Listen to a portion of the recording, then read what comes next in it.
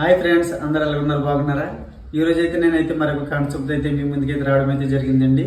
So appeals గురించి అయితే తెలుసుకుందాం. ఈ అపీల్స్ అనేవి ఏంటంటే సివిల్ కేసులకు సంబంధించి ఉంటాయి, అదేవిధంగా క్రిమినల్ కేసులకు సంబంధించి అయితే ఉంటాయండి ఈ అపీల్స్ అనేది. ముందుగా నేను చెప్పే కాన్సెప్ట్ ఏంటంటే, ముందుగా ఎవరైతే ఈ ఎల్ఎల్బి చదువుతున్నారో వాళ్ళైతే దృష్టిలో పెట్టుకోండి. ఇది వాళ్ళకైతే చాలా ఇంపార్టెంట్ క్లాస్ అండి.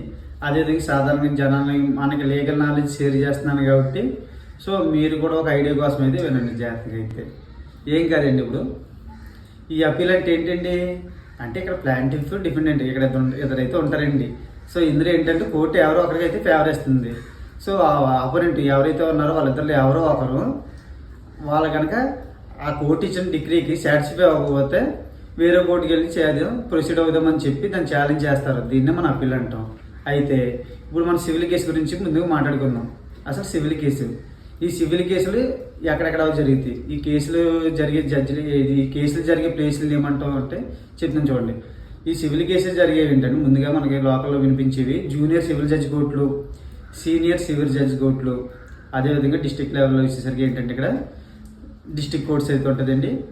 దీని తర్వాత పై కోర్టు వచ్చేసరికి హైకోర్టు, దాని తర్వాత సుప్రీంకోర్టు అండి. ఇదైతే ప్రొసీజర్ అండి ఇవి.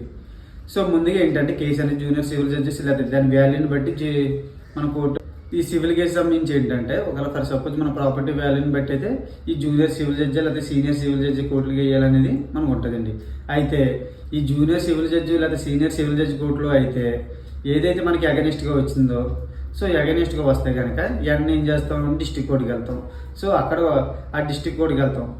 ఆ డిస్ట్రిక్ట్ కోర్టుకి వెళ్ళినప్పుడు దాన్నే మనం పోస్ట్ అపీల్ అంటాం. ఎప్పుడైతే మనం ఆ కింది స్థాయిలో ఇచ్చిన కోర్టులో మనకు నచ్చలేదైతే సో డిస్ట్రిక్ట్ కోర్టుకి వెళ్ళినప్పుడు ఏంటంటే దాన్ని డిస్ట్రిక్ట్ కోర్టుకి వెళ్ళడానికి ఏంటంటే దాన్ని పోస్ట్ అపీల్ అంటాం.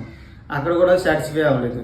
సో ఏం చేస్తారంటే అన్నీ ఏం చేస్తారు, సెకండ్ అపీల్ కోసమని హైకోర్టుకి వెళ్తారు. ఆల్రెడీ 2 జడ్జిమెంట్లు జరుగుకుని అక్కడ కూడా సాటిస్ఫై అవ్వలేదు. అయితే హైకోర్టు ప్రతిదీ తీసుకుంటుందంటే అక్కడ తీసుకోదండి. ఏం కాదండి, అక్కడ అయితే ఖచ్చితంగా అయితే బలమైన ఆధారం అయితే ఉండాలండి.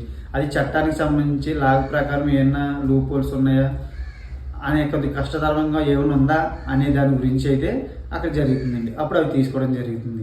ఇన్ కేసు అక్కడ కూడా జరగట్లేదు, అప్పుడు ఏం చేస్తారంటే హైకోర్టు ఏంటంటే సుప్రీంకోర్టుకి ఫార్వర్డ్ చేస్తుంది. కొన్ని కేసులను అయితే సుప్రీంకోర్టుకి ఫార్వర్డ్ చేస్తుంది. ఏదన్నా లీగల్ సమస్యలు కానీ అలాంటి చట్టానికి సంబంధించిన చట్టబద్ధానికి సంబంధించిన సమస్యలు కానీ రాష్ట్రానికి సంబంధించిన యాక్ట్ల ప్రకారం ఏదైనా ఇబ్బంది కలిగితే గనక అప్పుడు ఏం చేస్తారంటే దీన్ని అయితే సుప్రీంకోర్టుకి ఫార్వర్డ్ చేయడం అయితే జరుగుతుందండి. సో ఇదేంటి మామూలుగా ప్రొసీజర్ అయితే ఈ విధంగా ఉంటుందండి. ఏది సివిల్ కేసు సైడ్ అయితే. అలా కాకుండా క్రిమినల్స్ అండి. సో క్రిమినల్ కూడా ఏంటంటే ఇక్కడ ఏంటంటే ఇక్కడ కూడా పార్టీలు ఎవరు ఉంటారండి, ఇక్కడ అక్యూజ్డ్ పర్సన్ ఉంటాడు. ఇప్పుడు ఏదైతే ఉంది ఇక్కడ మెజిస్ట్రేట్ కోర్ట్ అనేది ఏంటంటే ఇక్కడ first class second class magistrate courts అయితే ఉంటాయండి. మీకు లోకల్గా మీకు చూసే కోర్టులన్నీ కూడా మోస్ట్లీ ఇవే కనిపిస్తూ ఉంటాయి. ఈ ఫస్ట్ క్లాస్ సెకండ్ క్లాస్ ఇచ్చే తీర్పులు ఫర్ సపోజ్ ఒక వ్యక్తి ఏదో చేశాడండి, సో అతనికి అయితే ఏంటంటే ఇక్కడ కోర్టు అనేది ఏంటంటే మెజిస్ట్రేట్ కోర్టు అనేది ఇక్కడ అతన్ని ఆక్విటల్గా అంటే నిర్దోషిగా చెప్పవచ్చు, లేదంటే కన్విక్షన్ అంటే అతను నేరం చేశాడని చెప్పడం. సో ఇక్కడ 2 రకాలుగా జరుగుతాయండి. ఇక్కడ ఎవరు తరపున ఉంటారంటే విక్టిమ్ తరపున అయితే ఇప్పుడు స్టేట్ అయితే ఉంటుంది. గమనించుకోండి, క్రిమినల్ కేసుల్లో ఎవరైతే విక్టిమ్ తరపున ఉన్నారో విక్టిమ్ తరపున ఏంటంటే ప్రాసిక్యూటర్, స్టేట్కి సంబంధించిన ప్రాసిక్యూటర్ అయితే ఉంటాడండి.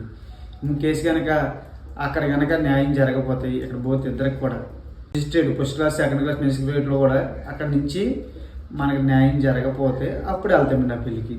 ఎక్కడికి వెళ్తామండి, సెషన్స్ కోర్టుకి వెళ్తాం. సో ఈ సెషన్స్ కోర్టుకి వెళ్తాం. ఈ సెషన్స్ కోర్టులో కూడా మనకి అవ్వకపోతే కనుక ఏంటంటే సో ఆటోమేటికల్లీ ఏంటంటే సెషన్స్ కోర్టులో కూడా మనకు సాటిస్ఫై అవ్వలేదు, అప్పుడు ఏంటంటే హైకోర్టుకి వెళ్తాం. సో హైకోర్టుకి వెళ్ళినవన్నీ కూడా తీసుకుంటుందంటే తీసుకోదండి. ముందు సెషన్స్ కోర్టులో ఇచ్చినవి వాటి నిజంగా ఆధారాలు ఉన్నాయా లేదా, అక్కడ సరిపోతుందా లేదా, అది నిజంగా మన దగ్గర రావాల్సిన కేసేనా అనేది పూర్తిగా పరిశీలించి అప్పుడైతే హైకోర్టు అయితే తీసుకోవడం జరుగుతుందండి. ఇప్పుడు ఇదే సందర్భంలో హైకోర్టు కూడా కష్టతరంగా మారిందండి అది. సో ఇక్కడ కూడా కష్టతరంగా మారితే ఏం జరుగుతుంది అంటే మీకు ఇంకా చెప్తాను. హైకోర్టు ఏమన్నా శిక్షలు అంటే ఎలాగంటే 10 సంవత్సరాల శిక్ష కానీ 10 సంవత్సరాలు కానీ అంతకన్నా ఎక్కువ కానీ, అదేవిధంగా లైఫ్ ఇంప్రిజ్మెంట్ కానీ లేదా death penalty. So death penalty అలాంటప్పుడు విధించినప్పుడు వీటిని ఆటోమేటిక్గా ఫార్వర్డ్ చేసుకోవచ్చండి అక్కడికి సుప్రీంకోర్టుకి అండి.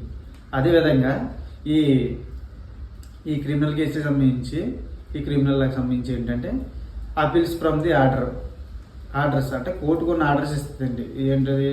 ఏదైనా స్టే ఆర్డర్ అంటే ఇంజక్షన్ ఆర్డర్లు అంటే ఏదైనా అక్కడ మీరు పలానా ప్లేస్లో ఇల్లు కట్టొద్దని వేయడం ఇలా జరుగుతూ ఉంటాయి, స్టేలు ఇస్తూ ఉంటాయి. వాటి మీద కూడా మనం అయితే అప్పీల్ అయితే చేసుకోవచ్చండి. ఈ విధంగా అయితే ఇక్కడ అప్పీల్స్ అనేవి రెండు సైడ్లు, ఇటు సివిల్ సైడ్ అంటే civil procedure code of civil procedure code ప్రకారంగా ఉంటాయి. అదేవిధంగా క్రిమినల్ ప్రొసీజర్ కోడ్ ఈ రెండు విధాలుగా అయితే సివిల్ కేసులకు సంబంధించి అప్పీల్ వేసుకోవచ్చు. అదేవిధంగా క్రిమినల్ కేసులకు కూడా సంబంధించి అయితే మనం అప్పీల్ వేసుకోవచ్చు. అయితే ఇక్కడైతే కొన్ని కేసులకి అయితే అప్పీల్ వేసుకోవడానికి ఉండదండి. అవి ఏంటో తెలుసుకుందాం.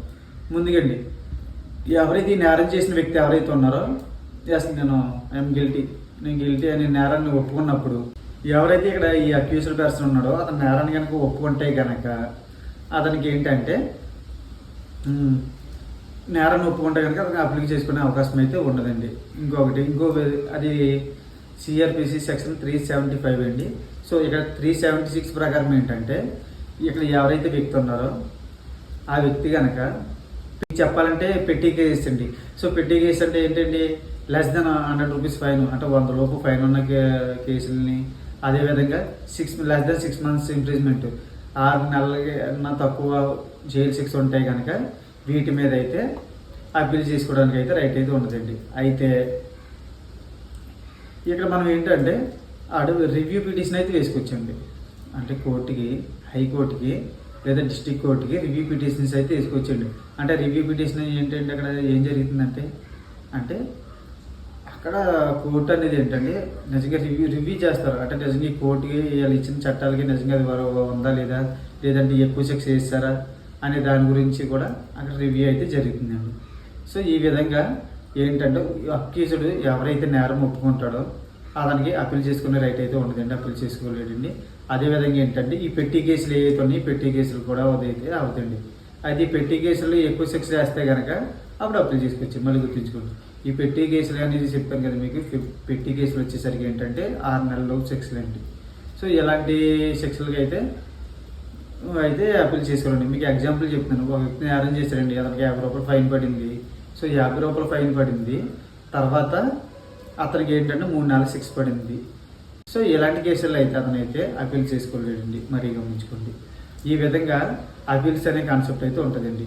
నేనైతే చాలా మీకు షార్ట్గా చెప్పానండి. సో ఎవరైతే ఎల్ఎల్బి స్టూడెంట్స్ ఎవరైతే ఉన్నారో వాళ్ళైతే ముఖ్యంగా గమనించుకోండి.